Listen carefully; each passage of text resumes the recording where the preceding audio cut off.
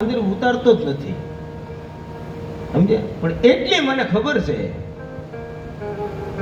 કે જો તમારે હાથીની અંબાડી માથે બેહવું હોય તો ગધેડે બેહવાની તૈયારી રાખવી આ દુનિયા બેહાડે 100% વાત છે એમ તમને કહું એટલી જ મને ખબર છે મોટું થવું તો સાંભળવાની તેવડ રાખવી અપમાન સહન કરવાની તેવડ રાખવી કોઈ કાંઈ કહી દે સાંભળી લેવું કોઈને કાંઈ કહેવું નહીં એટલે પગરખા પડ્યા ત્યાં બેઠા કોઈ હાલે બાપુ ઠેબુ મારતો જાય ઓલો હારે માણા હતો કે બાપુ થોડા ખરી જાવ ને ઓલા ઠેબા મારે તો મને ક્યાં વાગે મારે તો ઈ છે ને અને તમારે જોવું સંતો કેટલા નિર્મળ હોય ખબર એકવાર એક કબીર સાહેબ છે ને ઈ બળદગાડામાં જતા હતા એક માણા હાંકતો હતો માલપા કબીર સાહેબ ઉતેલા ને બળદગાડું જાતું તો હાંકડી નહીં આવી અને હામાં બે ગાડા થઈ ગયા એટલે સામે કોઈ માથા ભારે માણસનું ગાડું હતું એટલે એ કીધું ભાઈ તમારું ગાડું તારવી લ્યો તો કે આ ગાડું ન તારે તો કેમ એ કે આમાં કબીર સાહેબ ભૂતા છે તો કેમ તો કે નહીં તારવી લ્યો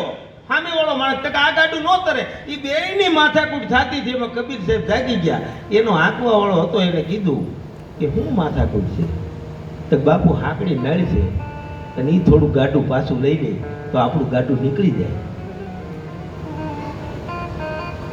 તારે કબીર સાહેબે ખાલી એટલું જ કીધું બસ એટલી જ વાત છે તો હા એક બાપુ ઈ તરતો નથી તો ઈ ન તરે તો કાંઈ નહીં આપણે તરી જાવ ડૂબવા જાય તમને કહું એમ આપણે તરી જઈએ કોઈ એમ કીધું બાપુ બધા મારે એક ભલે મારે ભલે ગમે એમ કરે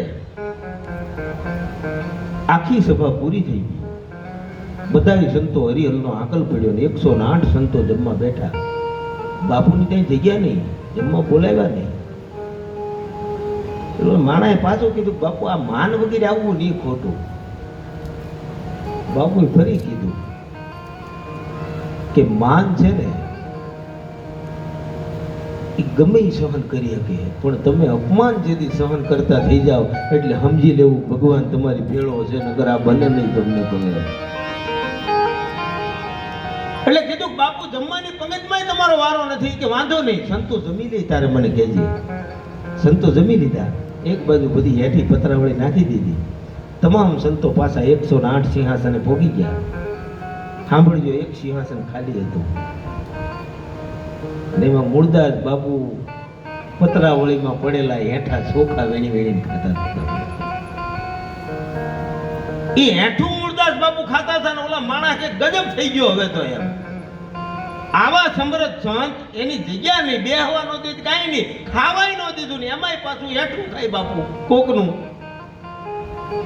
પણ હેઠું ધીમે ધીમે ખાતા ખાતા દાંત કાઢતા થા ત્યાં શંખનો નાદ થયો તમને અને કીધું કે આપણે 108 સંતો બેઠા ને તક આપણે પારા થઈએ આપણે મેર ગોતતા થાની આવી ગયો પણ પતરાવળિયું સાફ કરે તમને એમ આપણા મૂળદાસ બાપુ 108 સંતોની પારાનો મેર છે તમને કહું 108 ને આંખે ન અડાડે તો માળા પૂરી જ ન થાય મેર આંખે અડાડવાનો હોય ક્યાં વાત મને એક બાપુએ કીધું મને કે તું માળા કરજે તારું ધ્યાન રહે મેં 15 દી કરી પછી મેં બાપુને કીધું મારું ધ્યાન રહ્યું મને કે ભગવાનમાં નહીં માળામાં ક્યારે મેર આવે ને આંખે અડાડો પણ કહેવાનો મતલબ ધરા વડેરો મેહુલો મેઘ વડો ભગવાન અને ભગવંતથી ભક્તિ વડી પછી ભક્તિ વડેરા સંત આ દુનિયામાં સંતો મોટા છે તમને કહું પણ રામનવમી એટલા માટે આજે કારણ કે રામના વખાણ કરી એ અતિ પ્રિય વાત છે કારણ કે જે દિવસે બાપુ ગયા ને એ દિવસે રામ આવ્યા એવી વાત છે કહેવાનો મતલબ એક રામ વયો ગયો તો બીજો રામ આવી ગયો તમને કહું પણ ઈ જો જે જેનું ભજન કરે ને માણસો એવા હોય મને ઘણા એમ કે તું કાળો મહેશ શોધ કોનું ભજન કરે હું કાળ ભૈરવ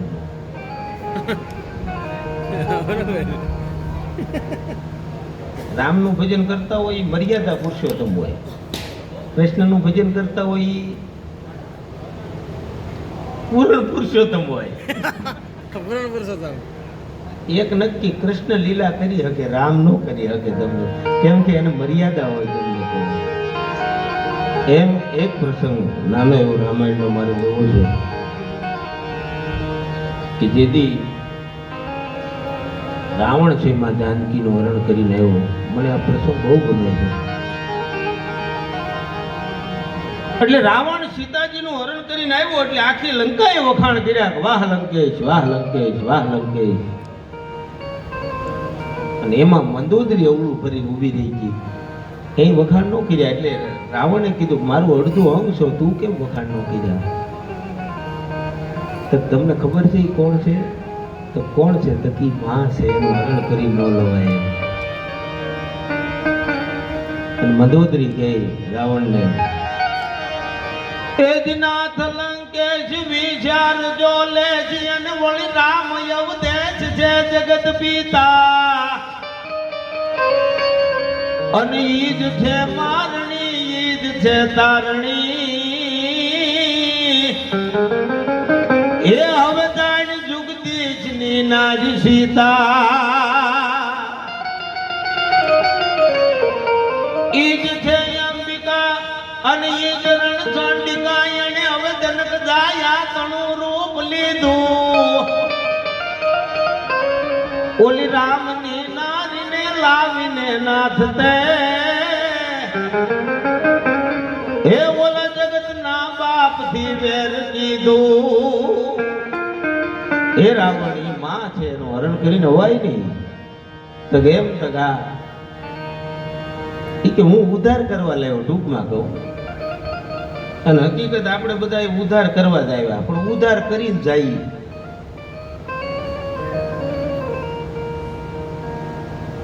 એક બાપુએ મને કીધું, મને કે ભગી 84 લાખ યોનીમાં માણા ફરે ને તમને ત્યારે માણા થાય.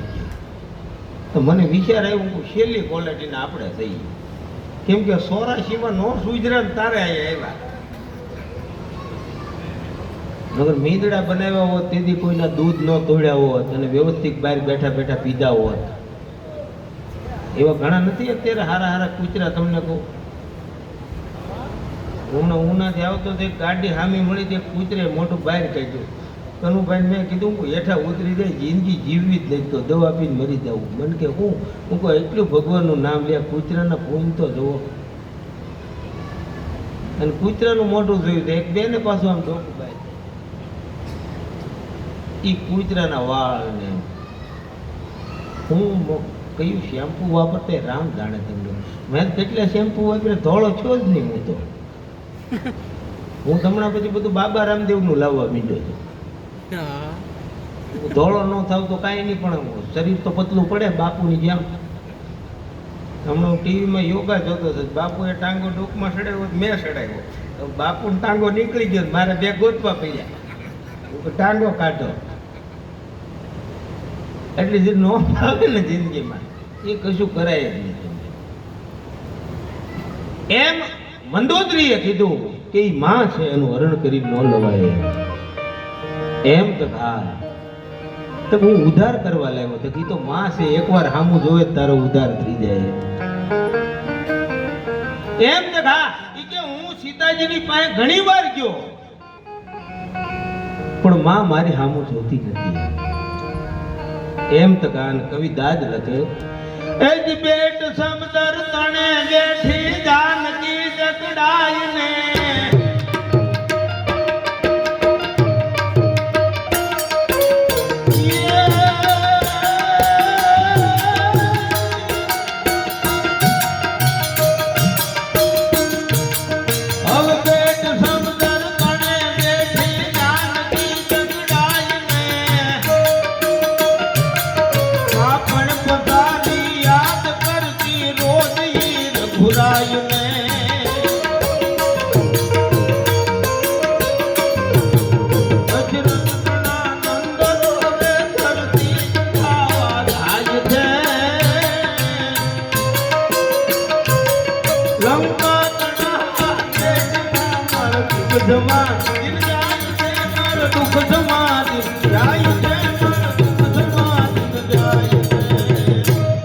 Good bye.